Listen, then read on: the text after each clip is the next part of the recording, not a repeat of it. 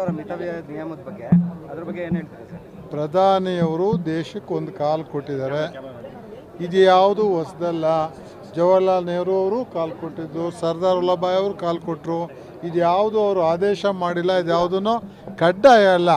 ದೇಶದ ಹಿತದೃಷ್ಟಿಯಿಂದ ಮಿತವಾಗಿ ಬಳಸಿ ಈ ದೇಶದ ಯಥೇಚ್ಛವಾದ ಫಾರಿನ್ ಎಕ್ಸ್ಚೇಂಜ್ ಇವತ್ತು ಇದಕ್ಕೆ ಮುಖಾಂತರ ಆಚೆ ಹೋದರೆ ದೇಶ ಅಭಿವೃದ್ಧಿ ಕುಂಠಿತಾಗುತ್ತೆ. ಒಂದು ಚಿನ್ನ ನಾಳೆ ಏನಾಗುತ್ತೋ ಗೊತ್ತಿಲ್ಲ. ಇವತ್ತು ಇಷ್ಟೊಂದು ರೇಟ್ ಕೊಡಬೇಡಿ, ಒಂದು ವರ್ಷ ಬಿಟ್ಟು ನೋಡಿ, ಒಂದು ಸ್ಟ್ಯಾಟಿಕ್ ಲೆವೆಲ್ಲಿಗೆ ಬಂದಾಗ ಕೊಳ್ಳಿ ಯಾಕೆ ಹಾಳಾಗ್ತೀರ ಅಂತ as a leader of the country ಒಂದು ಅಡ್ವೈಸ್ ಕೊಡೋದನ್ನ ಚರ್ಚೆ ಮಾಡೋದ್ರಾಗ ಏನು ಅರ್ಥ ಇಲ್ಲ.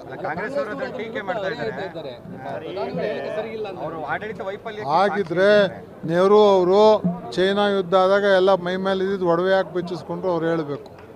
ನೆಹರು ಅವರು ಎಷ್ಟು ಸಲ ಹೇಳೋರೆ ಮಿತವಾಗಿ ಬಳಸಿ ಫ್ಯೂಯಲ್ನ.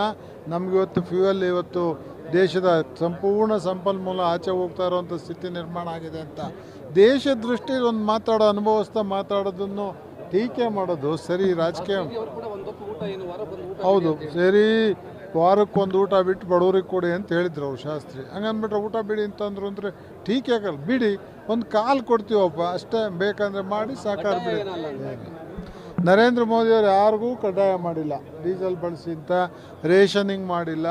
ಇಷ್ಟೇ ಅನಗತ್ಯವಾಗಿ ಬಳಸೋದು ಉಳಿಸಿ ಅಂದರೆ ನಾವು 100 ಸತಿ ಹೇಳಿದ್ದೀವಿ. ಆಫೀಸ್ಗೆ ಹೋಗೋರು ಒಂದು ಕಾರಲ್ಲಿ ಹೋಗಿ, ಆ ಕೋರ್ಟ್ಗೆ ಹೋಗೋರು ಒಂದು ಬಸ್ಸಲ್ಲಿ ಹೋಗ್ರಿ, ಯಾಕೆ ಗೌರ್ಮೆಂಟ್ ವೆಹಿಕಲ್ ಓಡೋದು. ಮಿತವ್ಯಯ ರಾಮಕೃಷ್ಣ ಹೆಗಡೆ ಕಾಲದಲ್ಲೂ ಮಾಡಿದ್ದೀವಿ. ಫೈನಾನ್ಷಿಯಲಿ ಮೀರಣ್ಣ ಫೈನಾನ್ಸ್ ಮಿನಿಸ್ಟ್ರಾಗ ಕಡ್ಡಾಯ ಮಾಡಿದ್ದು ನಾವು ಮಿತವ್ಯಯನ. ಸ್ಟೇಟ್ ನಡಿಬೇಕಲ್ಲ, ಟೀಕೆ ಮಾಡೋಕ್ಕಾಗುತ್ತಾ? ನಡೀರಿ.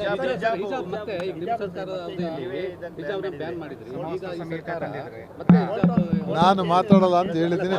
ತಿರುಗಿಸಿ ಪರೀಕ್ಷೆಯಲ್ಲಿ ಬರಬಾರ್ದು.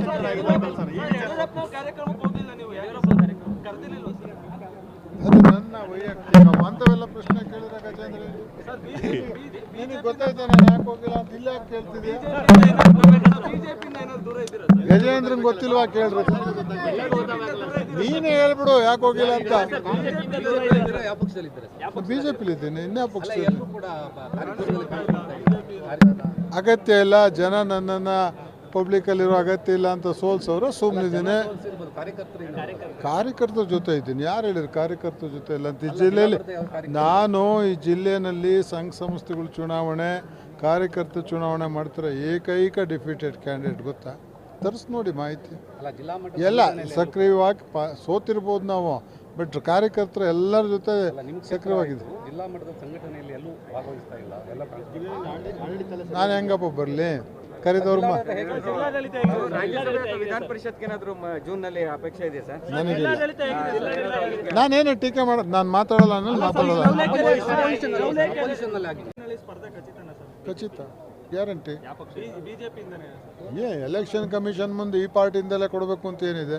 ಖಚಿತ ಎಲೆಕ್ಷನ್ ನಿಲ್ಲೋದು.